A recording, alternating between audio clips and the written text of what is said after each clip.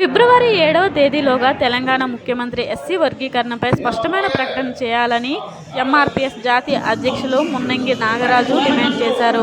SC వర్గీకరణ అమలుకై లక్ష డప్పులు, వేల గొంతులు, భారీ సాంస్కృతిక ఆయుధ ప్రదర్శన వచ్చే నెల 7వ తేదీన చలో హైదరాబాద్ కార్యక్రమంపై గురువారం ఎన్జీఓ హోంలో ఏర్పాటు చేసిన సమావేశంలో ఆయన మాట్లాడుతూ, ప్రపంచంలో సాంస్కృతిక ఉద్యమాన్ని మాదిగ జాతి నిర్వహించి తలపెట్టిన షెడ్యూల్ కులాల వర్గీకరణకు మందా కృష్ణ మాదిగ పిలుపు మేరకు పెద్ద ఎత్తున మాదిగలంతా లక్ష డప్పులు, వేల గొంతులు వినిపించేలా చలో హైదరాబాద్ కార్యక్రమం నిర్వహిస్తున్నట్లు చెప్పారు.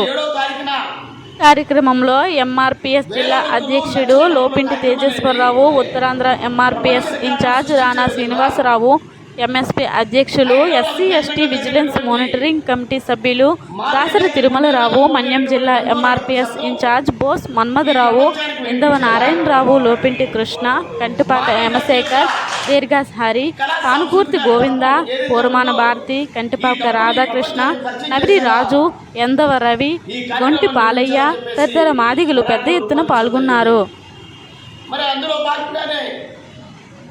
తెలంగాణ కాంగ్రెస్ పార్టీ ముఖ్యమంత్రి వర్యులు రేవంత్ రెడ్డి గారు ఆగస్టు 1వ తారీఖున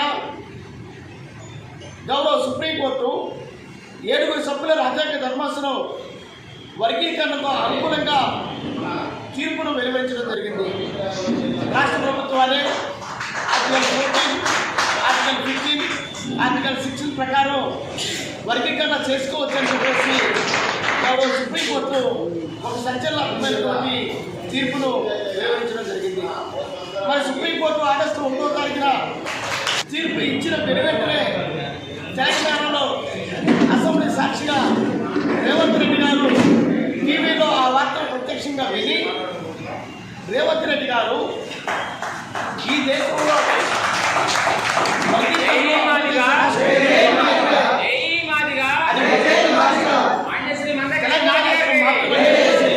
ఆయన అసెంబ్లీ సాక్షిగా మాట ఇవ్వడం జరిగింది.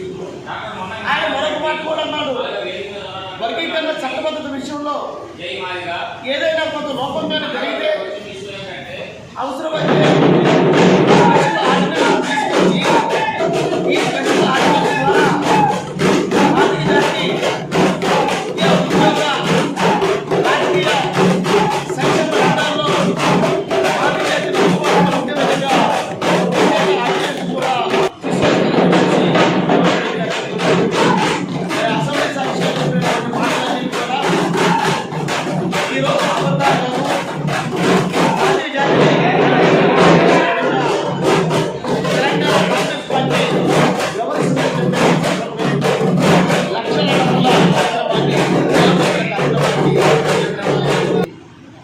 ఈ ప్రపంచంలో ప్రతి కులానికంటూ ఒక ప్రత్యేకమైనటువంటి సాంస్కృతిక వాయిద్యాలు ఉన్నాయి.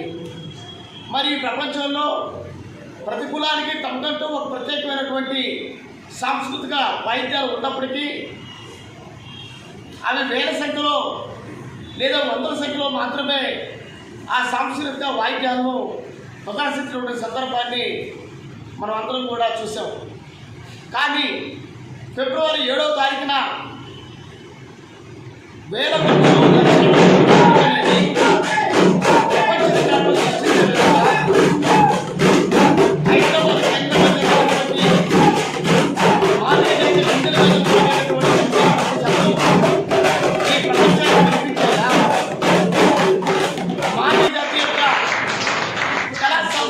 డప్పు ఏదైతే ఉందో ఈ డప్పుని ప్రపంచానికి పరిచయం చేసేలా ఈ కార్యక్రమాన్ని నిర్వహించాలని చెప్పేసి పోరాటం రూపొందించడం జరిగింది.